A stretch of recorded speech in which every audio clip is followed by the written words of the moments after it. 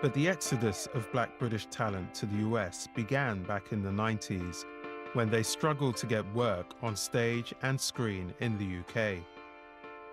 I haven't worked in England for 10 years. That's really quite extraordinary. I was a novelty. I was this classically trained black actor with a received pronunciation voice, a classical voice, and there just weren't any parts for me. We were told audiences won't go and see a production with a black leading actor. Critics would slam a production with a black leading actor. When the Royal Shakespeare Company came to me after drama school and wanted me to play Henry VI, I knew what the significance of that was, but I didn't know that I would be the first black person ever to have played an English king at the RSC. I spent weeks defending that piece of casting on the phone, on my lunch break, while we were rehearsing, because an Oxford Don had said, we open ourselves to ridicule if we allow black people to play these kind of parts. It sort of blew up in the press, and I became a mouthpiece for colorblind casting. I can remember when I played Othello, it was the Independent, broadsheet newspaper, ran this piece saying, why is this happening? Who is this David Harewood? Surely this should go to Brian Cox. The small breakthroughs the black actors forged in the British theatre were not replicated on screen, where they were confined to small and often stereotypical roles. In America, I can play the head of the CIA or the president. But in England, if I was to play the Prime Minister, people would say, well, there's not a black Prime Minister.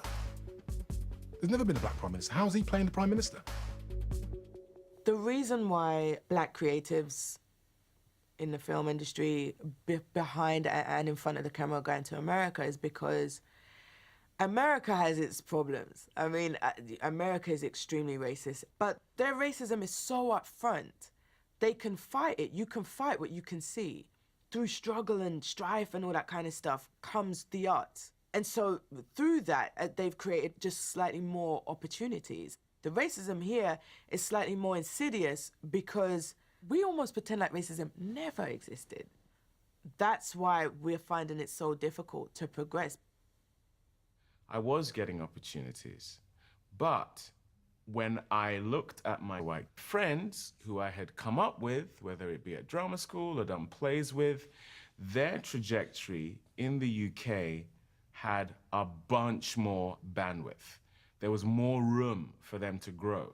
I could feel the box I was in, I was beginning to outgrow. For those black British pioneers like David Harewood and David Oyelowo, chasing their dream in America proved to be a risk worth taking. You that build that plane, you that build. But when Oyelowo landed the prime role of Dr. Martin Luther King Jr. in Selma, a role likely to be coveted by every leading black actor, it prompted a lively debate amongst their African-American peers. It's amazing how many British actors are working right now.